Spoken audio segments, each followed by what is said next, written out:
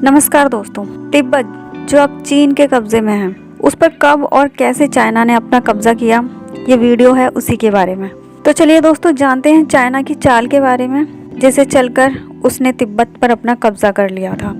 लगभग 40 सालों तक तिब्बत आज़ाद रहा और ये आज़ादी नाम के लिए नहीं बल्कि वास्तविक आज़ादी थी। लेकिन 1949 में चाइना में कम्युनिस्टों की जीत के बाद हिमालय के इस इलाके के हालात बदले और विवादों के इतिहास की नींव यहीं से पड़ी।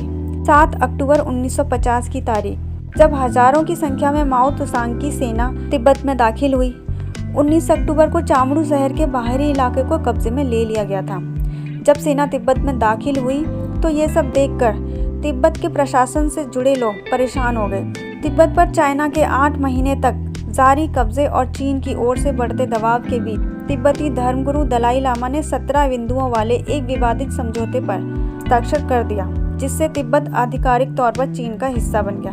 लेकिन धार्मिक गुरु और नोबेल शांति पुरस्कार के विजेता दलाई लामा इस संधि को अमान्य मानते हैं, क्योंकि यह हस्ताक्षर एक असहाय सरकार पर जबरन दबाव बनाकर कराया गया, जबकि सरकार ये नहीं चाहती थी।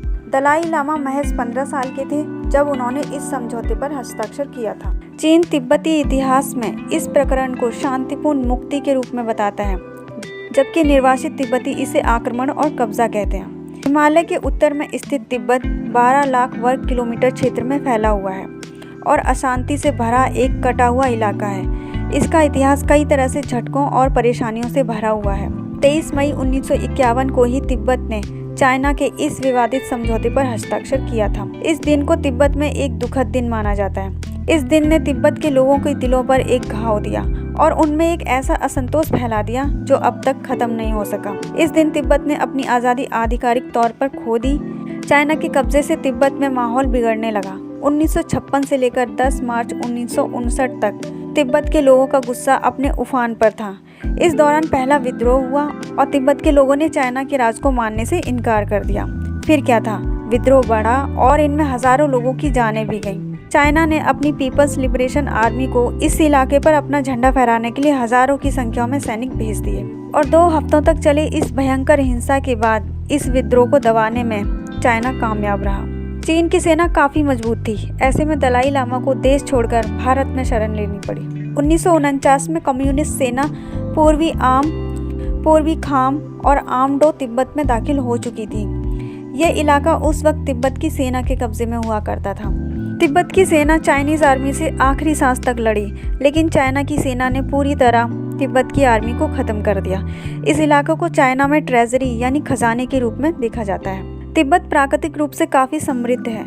यहाँ खनिज खूब पाए जाते हैं, लिथियम, यूरेनियम और सबसे अहम यहाँ भरपूर मात्रा में पानी पाया जाता है। इतना ही नहीं, तिब्बत दुनिया का सबसे ऊंचा और सबसे लंबा पठार है, जिसे दुनिया की छत के नाम से भी जाना जाता है। एशिया में बहने वाली कई बड़ी नदियों का उद्गम तिब्बत से ही होता है। ऐसे में जब भी कभी पानी की किल्लत होगी, यह इलाका चाइना के लिए बहुत ही फायदेमंद साबित होगा। बात 13वीं शताब्दी की है, जब तिब्बत मंगोल साम्राज्य का हिस्सा हुआ करता था और अपनी विजय के बाद से इसे लगभग हमेशा स्वायत्तता हासिल रही।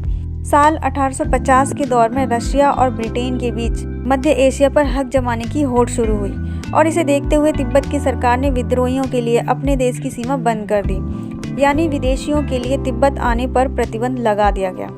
लेकिन साल 1865 में ब्रिटेन ने बड़ी चालाकी के साथ इस इलाके की मैपिंग करना शुरू कर दी। इसके 2 साल बाद ग्रेट ब्रिटेन और चाइना के बीच एक कंसेशन यानी समझौता हुआ, जिसमें ब्रिटेन ने चाइना से ये वादा किया कि वो चाइनीज सरकार के मुआवजे के बदले तिब्बत से जुड़े किसी भी मामले में कोई हस्तक्षेप नहीं करेगा।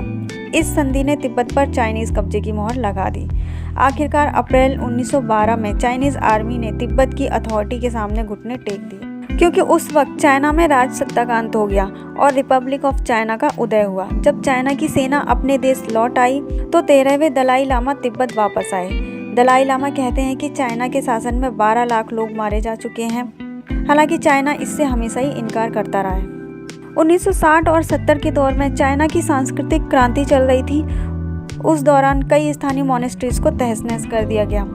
चाइना भी ये बात मानता है कि सांस्कृतिक क्रांति के दौरान ऐसा किया गया था और वो ये कहता है कि कम्युनिस्ट पार्टी 1980 से तिब्बत के कल्चर को दोबारा समृद्ध बनाने में जुटी है और कई तोड़ी गई मोनेस्ट्रीज को दोबारा बनवाया गया है। चाइना तिब्बत के लोगों का अपने धर्म गुरु के प्रति समर्पण और उनकी धार्मिक पहचान को बहुत बड़ा खतरा मानता है, क्योंकि तिब्बत के लोग दलाई लामा को अपने भगवान की तरह मानते हैं और उनका पूरी तरह समर्थन करते हैं। अप्रैल में दलाई लामा ने टाइम्स पत्रिका में एक लेख लिखा, जिसके बाद वर्ल्ड लेवल पर उनकी तारीफ की गई। लेख में उन्होंने दावा किया कि महामारी से लड़ने के लिए प्रार्थना करना पर्याप्त नहीं होगा, हमें दयालु और रचनात्मक होना बहुत ज़रूरी है।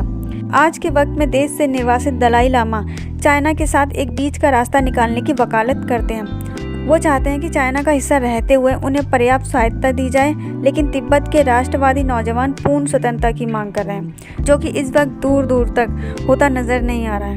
क्योंकि चाइना को तो आप जानते ही हो, वो किसी की ज़मीन कब्जा ले और फिर देने के बारे में तो वो सोचता ही नहीं है। बाकी दोस्तों, आप लोगों को क्या लगता है, क्या तिब्बत कभी आज़ाद हो पाएगा? तो दोस्तों, वीडियो को लाइक और शेयर करिए और हमारे चैनल को सब्सक्राइब जरूर करना। जय हिंद, जय भारत।